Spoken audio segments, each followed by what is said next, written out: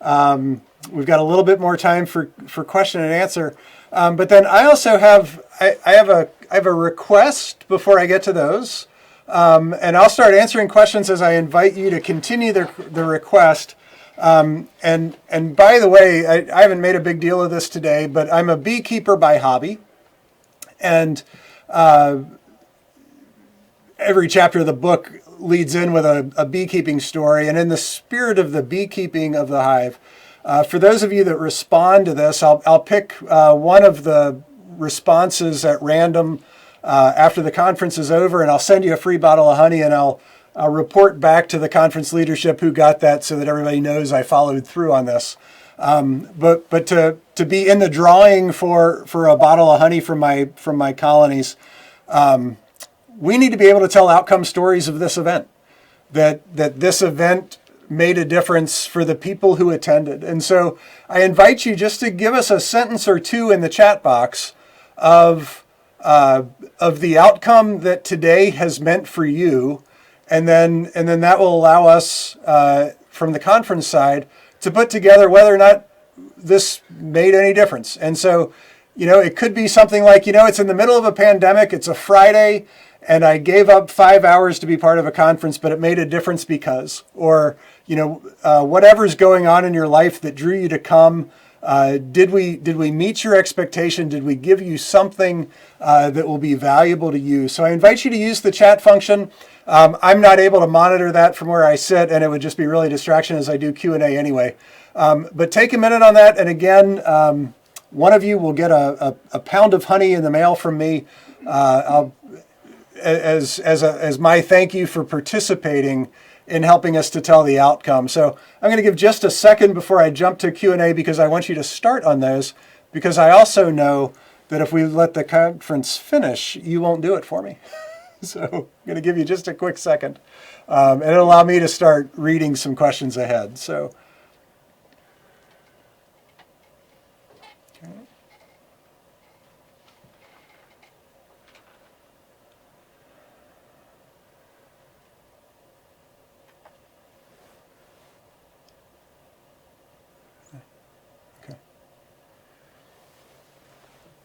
All right, I'm going to trust that you all are working to help us with the outcome piece. Again, there's a bottle of honey in it for you. It's good stuff.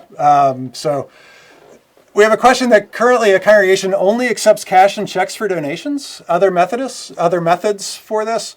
Tidely, Vanco, others are certainly great options for giving the ability for that. I love automatic giving.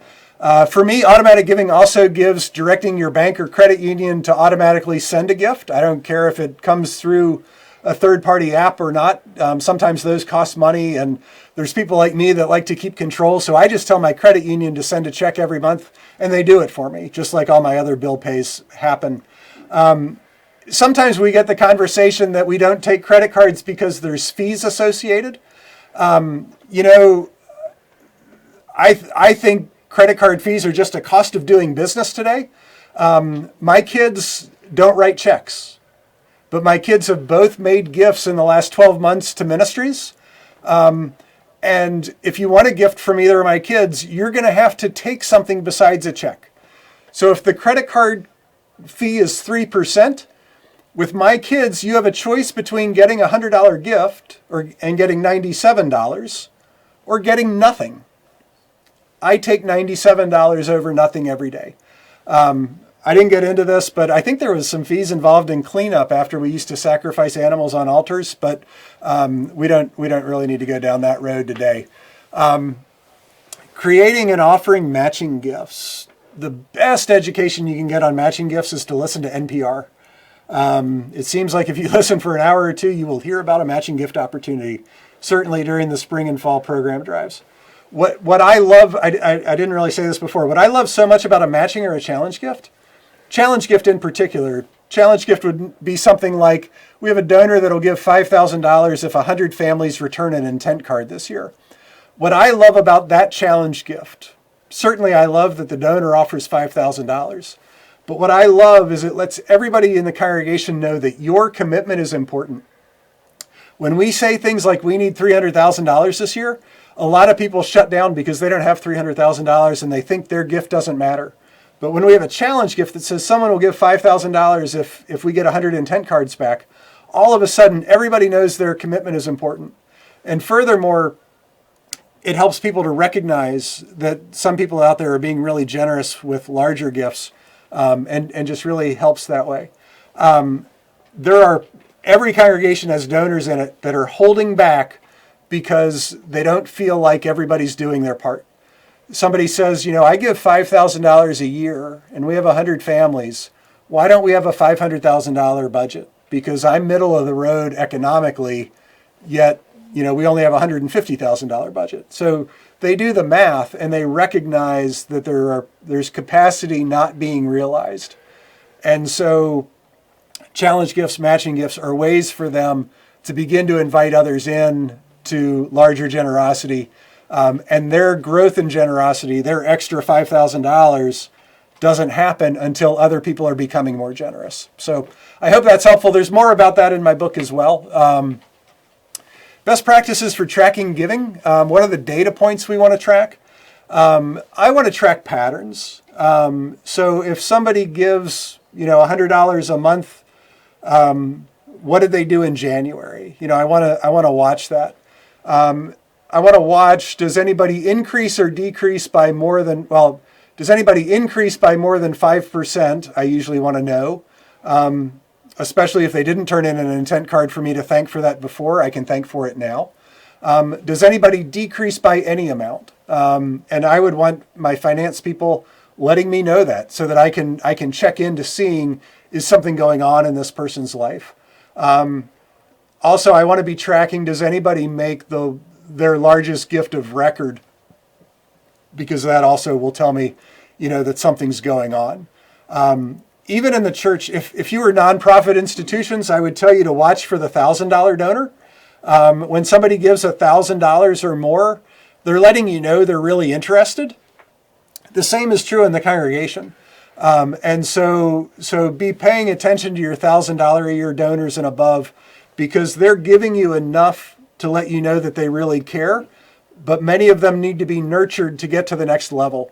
There are stories of people sending a $1,000 gift to a nonprofit organization, seeing how it is that they're treated, to decide whether or not they send the $10,000 or $100,000 gift later. And so that $1,000 number is a threshold to watch for. And then certainly within everything I just shared for you is to flag people as people. Every congregation has lower income folks who are probably percentage-wise being among the most generous. Make sure you acknowledge that and honor that act as well. Because again, people are people, and they're not just a $1,000 threshold. There's generosity according to their means that needs to be nurtured and cared for. So I leave you with that.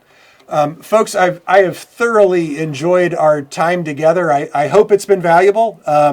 When you're not live with people, it's sometimes hard to tell, but I know at least the panel discussions and Tiffany's Bible study were worthwhile. So I do hope that we get some nice outcome stories from your comments. Again, please, we want to model to you how to tell an outcome story, but we can't do that if you don't share something. So share a little bit with us.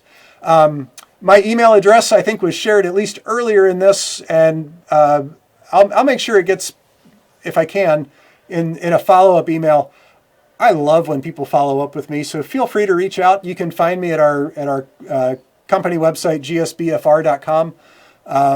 But feel free to reach out to me if you have other questions or comments, concerns, anything that I can be helpful with.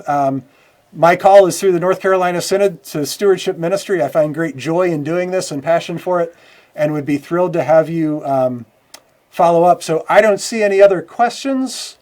So I am going to call on Jim Johnson to kind of close down our time together. And again, thank you. It's been a joy to be with you today.